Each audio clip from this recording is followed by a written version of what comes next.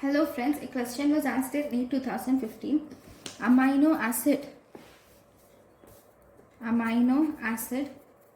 acetylcholine is formed from.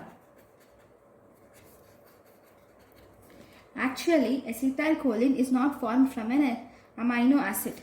Acetyl-CoA combines with choline to form acetylcholine.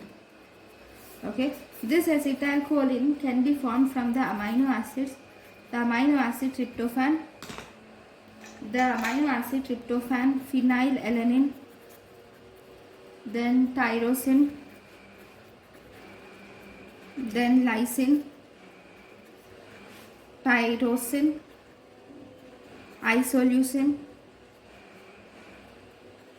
and the phenylalanine, tyrosine, lysine, isoleucine, leucine and tryptophan. Yes, all these will give rise to acetylcholine, whereas choline is formed from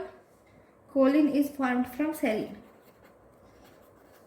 So acetylcholine is derived from acetyl-CoA plus choline, but acetyl-CoA is derived from all these amino acids, whereas choline is derived from this amino acid. Thank you.